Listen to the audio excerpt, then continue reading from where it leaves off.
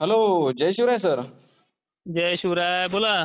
Sir, जे काल तुम्ही रेकॉर्डिंग दिली होती, तर त्याच्या माध्यमातून आपल्याला बऱ्याचशा शेतकऱ्यांचे कमेंट आलेले आणि मी तुम्हाला ते कमेंट विचारणार आहे शेतकऱ्यांच्या.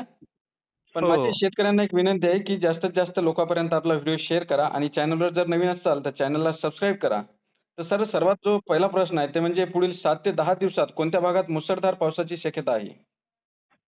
नक्कीच. आता कालपासून जी जास्त भाग घेणारी प्रणाली विकसित झाली आहे, त्याप्रमाणे लातूरच्या काही अहमदपूर वगैरे भागात सुद्धा पाऊस झाला आहे. पण हो, सगळ्यात गुड न्यूज अशी आहे, की तरसलेला भाग जो होता धाराशिव वगैरे, आपण हां, खानदेश विदर्भातीलही जिल्हे बोलणारच आहोत. हो. पण जो काही तरसलेला भाग होता उमरगा परिसर असेल वगैरे भागांना, हं, हं. आता काही पर्जन्य छायेच्या भाग आहेत.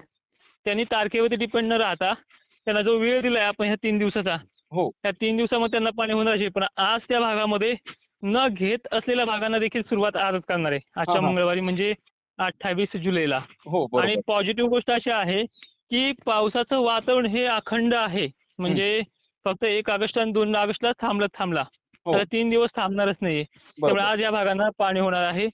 मराठवाड्यातल्या एकंदरीत सर्व जिल्ह्यांमध्ये आजही त्याच पद्धतीनं दुपारनंतर काही ठिकाणी सकाळून काही ठिकाणी रातचं 11 वाजेपर्यंत देखील पावसाची मजल जास्त आहे. हां, हां, हां, हां. मग यात विदर्भही आलाय आणि खानदेशही आलाय. हो, आणि बरोबर. यातूनही काही वाटत नाही आम्हाला पडलाच नाही. हे पडला नाही हे आता नका बोलू. आपण 30-31 तारखेपर्यंत तुम्हाला सांगितलंय, की काही भागात 2-4 दिवस उशिरा घेतो. हो, शेवटी जाता-जाता. तर अशा बरोबर. भागांनी थोडं धीर धरावंच लागणार आहे. बरोबर.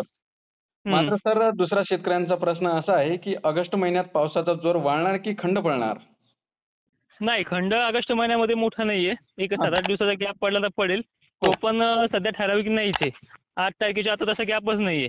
बरोबर. आणि 2 दिवस फवारणीसाठी खतासाठी मिळतील आपल्याला हां, हां, हां. 31 तारखेनंतर 1 ऑगस्ट आणि 2 ऑगस्टला. हो.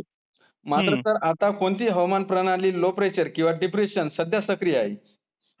सध्या जर पाहायला गेलं तर बंगालच्या उपसागरात कमी दाबाचं क्षेत्र भयानक मोठं झालंय. त्याचे पडसाद आसाम, छत्तीसगडकडे मोडतायत. हो. पण महाराष्ट्राला त्याचा थोडासाच परिणाम आहे.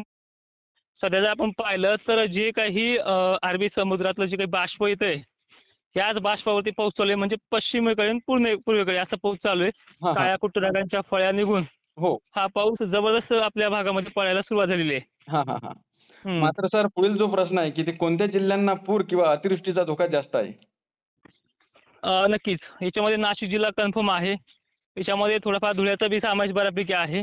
आणि पुढे चालून हे सर्वत्र नाही घडणार, पण अनेक ठिकाणी वळणं भरतील अशी प्रणाली विदर्भात आणि मराठवाड्यातल्या काही भागांना आहे.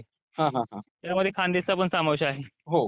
मात्र सर हं. कोणकोणत्या जिल्ह्यांना हे पाऊस कसा राहणार आज रोजी? आज रोजी सर्व जिल्ह्यामध्ये विदर्भ आणि मराठवाड्यातल्या सर्व जिल्ह्यामध्ये आणि सर्व तालुक्यामध्ये हो. बऱ्याच ठिकाणी हं, हां, हां. जे पर्जन्य छायेमध्ये आहे, ज्यांना अजिबात घेत नाही, अशा शेतकऱ्यांना सुद्धा आज सुरुवात होऊन जाईल. हो. हं. बरोबर. मात्र सर आपल्याला ऑगस्टच्या पहिल्या पंधरवड्यात कोणत्या विभागाकडे जास्त लक्ष ठेवलं पाहिजे? म्हणजे कोणत्या विभागातून जास्त पाऊस पडू शकतो? सगळ्यात जास्त विभाग म्हणजे तो मराठवाडा आणि विदर्भाचा आहे. हां, जास्त हां. पावसावरती आणि खानदेश राहणार आहे. हो. पण एक गोष्ट महत्त्वाची आहे, की आपण एक गोष्ट लक्षात घ्यायला पाहिजे, की सध्या जो पाऊस पडतोय, हा समाधानकारक राहणार आहे सगळ्या शेतकऱ्याला आणि शेतकऱ्यांचा चांगल्या पद्धतीने मिटणार आहे ह्या पावसामध्ये सुद्धा. हां, हां, हां. पण जे काही अजून बनतात, की मोठा पाहिजे, ठोक पाहिजे. मला एक म्हणायचं दरवर्षी पोळ्याच्या पावसापर्यंत आपली प्रतीक्षा संपत नसते. तर बरोबर. अशा पोळ्यापर्यंत आपण वेटिंग करा.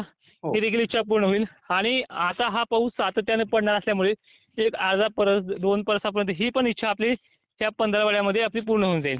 बरोबर. कारण की मात्र पावसाचं सातत्य आणि पावसाच्या थेंबामध्ये थोडासा बदल झालेला आहे. हां, तो देखील तुम्हाला येणाऱ्या काळामध्ये ह्या 3 दिवसात पाहायला मिळेल. बरोबर. मात्र हं. सर परतीचा प्रवास यंदा कसा राहणार? परतीचा प्रवास जसा गेल्या वर्षी राहिला होता मराठवाड्यामध्ये, विदर्भामध्ये सेम तसा हो का? असेल तसा राहील. हां, हां. 1 ऑगस्टला आपण तो रिपोर्ट लॉन्च करूयात. बरोबर. हं. मात्र सर शेतकऱ्यांना एक 3 दिवसाबद्दल सविस्तर अपडेट सांगा सर. नक्कीच. हे पहा आजची व्याप्ती मोठी आहे आणि ज्या भागांना तरसवलं त्या भागांना चांगलंच बरसणार आहे. तो भाग म्हणजे दक्षिण महाराष्ट्र, पंढरपूर या तो जो काही भाग आहे, अहिल्यानगर, छत्रपती संभाजीनगर इथे पण आहे. विशेष करून मराठवाडा, विदर्भात तर ह्याच भागातलं बाष्प तिथे वाऱ्याच्या जोरांमुळे तिथे खाली पण येणार आहे. पण वेळ संध्याकाळपर्यंतची असेल, काही ठिकाणी दुपारची असेल. हां, हां. इथे सुद्धा पाऊस होणार आहे हो. आणि हे जे 30 तारखेपर्यंत आपण जो काही रिपोर्ट सांगतोय, हं. त्या 30 तारखेपर्यंत अनेक भागांमध्ये हा पाऊस होणार आहे. हां, हां, हां. त्यामुळे आज आला नाही, उद्या आला नाही असं कधीही टेन्शन घेऊ नका. हो. नक्कीच आपल्या भागामध्ये तो जो पाऊस आपल्याला अपेक्षा आहे सध्या समाधानकारकची ती होणार आहे. बरोबर. नक्कीच नक्कीच. सर, तुम्ही शेतकऱ्यांना एक महत्त्वपूर्ण आणि डिटेलमध्ये माहिती दिल्याबद्दल धन्यवाद सर. नक्कीच धन्यवाद.